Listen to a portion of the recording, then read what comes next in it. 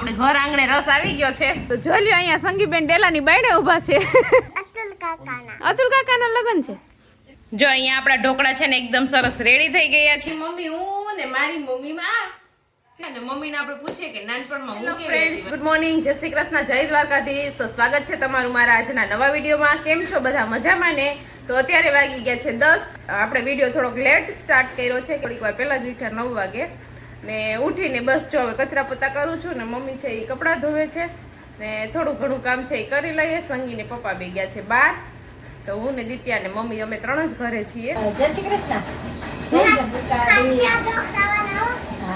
ઢોકળામાં દિત્યા આવી છે ને તો મેં કીધું કે એના માટે ઢોકળા બનાવું મમ્મી કે નાની મારી ઢોકળા ખાવા તો બધાને બહુ ખાટિયા ભાવે કે તો હાલો નહીં બનાવીએ તો મારી મમ્મીએ જો અત્યારમાં છે ને બેટર રેડી કરીને ખાટિયા ઢોકળાની ડીશું કુકર ભરી દીધું છે આખું તો હવે એને સ્ટીમ થવા માટે મૂકી દેશું ને પછી ખાશું આપણે ઢોકળા અહીંયા જો મારી શેરીમાં છે ને રસવાળા ભાઈ એવા છે રસ પીવો કે કેટલો દિત્યાને છે ને રસ પીવો છે તો અહીંયા રસવાળા ભાઈ આવી ગયા તો દિત્યાને આપણે રસ પીવડાવી દઈએ ચાલો તો આપણા રસના ગ્લાસ રેડી થઈ ગયા છે જો આપણે ઘર આંગણે રસ આવી ગયો છે તો હવે આપણે છે ને રસ પી લઈએ દિત્યાથી તો રહેવાતું નથી તો દિત્યાએ તો ચાલુ કરી દીધું પીવાનું મીઠો છે કેવો છે યમ્મી છે તો દિત્યાને રસ બહુ ભાવે કા દિત્યા ચાલ મમ્મી આવી જા તો ચાલો હવે આપણે રસ પી લઈએ ચાલો બધા રસ પીવા કેવો છે સરસ છે કે હા બહુ મસ્ત છે ચાલો બધા રસ પીવા હા મસ્ત છે મસાલાવાળો કાન દિત્યાને છે ને એ મામાને ઘેર મજા આવી ગઈ છે ચીયર્સ કરો ચેસ વાહ ચાલો તો મમ્મીએ મસ્ત મજાના ઢોકળાનો એક ઘણો તૈયાર થઈ ગયો છે તો મમ્મી કહે કે તું નાસ્તો કરી લે હું તો હજી પોતા કરું છું એક જ રૂમમાં પોતા થયા છે જે બધી બાકી છે તો પહેલા છે ને આપણે ઢોકળા બની ગયા છે તો ગરમા ગરમ ઢોકળાનો આપણે નાસ્તો કરી લઈએ જો અહીંયા આપણા ઢોકળા છે ને એકદમ સરસ રેડી થઈ ગયા છે ફટાફટ છે ને આપણે થોડુંક ખાઈ લઈએ બહુ ભૂખ લાગી ગઈ છે અત્યારે વાગી ગયા છે 3:30 અને જો અમે ઉઠી ગયા છીએ અને ઉઠીને જો અહીંયા નાસ્તાનું કામ પાછું ચાલુ થઈ ગયું છે આવી જાઓ નાસ્તો કરવા ઠંડુ ઠંડુ તરબૂચ ખાવા દિત્યા શું કહે તરબૂચ ખાવ બોલાતું પણ નથી દિત્યાને ખાવું પીવું હું બસ બીજું કઈ કામ જ નથી હમણાં તો ચાલો અમે પણ થોડો ઘણો નાસ્તો કરી લઈએ અત્યારે છે ને અહીંયા પણ મસાલાની સીઝન ચાલુ થઈ ગઈ છે તો મમ્મી છે ને અત્યારે ધાણા જીરું ભરે છે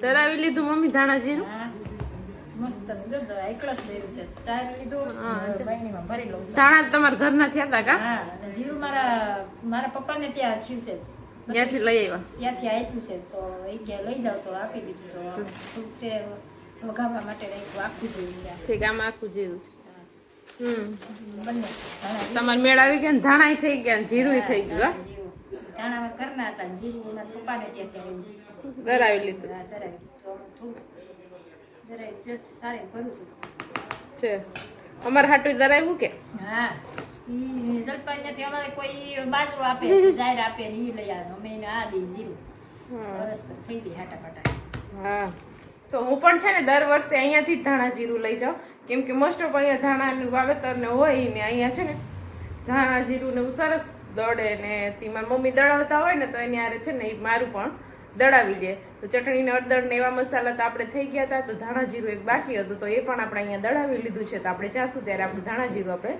લેતા જાશું ચાલો તો અત્યારે વાગી ગયા છે 6 અને અમે જો અહીંયા ડેલાનું અમારે છે ને કામ જોરશોરથી ચાલુ છે તો જોઈ લ્યો અહીંયા સંગીબેન ડેલાની બાયણે ઊભા છે ડેલો ફિટ કરવા માટે આવી છે તો તમારે કોઈને હવે ડેલાનું કામ કરાવવું હોય ને તો પણ સંગીબેન અહીંયા ડેલો ફિટ કરી દે કા મારી પણ મજૂરી થોડીક મોંઘી છે એટલે અમદાવાદની મજૂરી તમે લેતા અમદાવાદની મજૂરી હો તો તમારે બહુ મોંઘું પડે અમે મોંઘા છીએ જરા એટલે સંગી આ કોન્ટ્રાક્ટ પણ રાખ્યો છે અને અહીંયા જો દિત્યાબેન મહેંદી કરીને બેઠા છે કે દિત્યા મહેંદી વાહ કેટલી મસ્ત છે કોને કરી દીધી બેન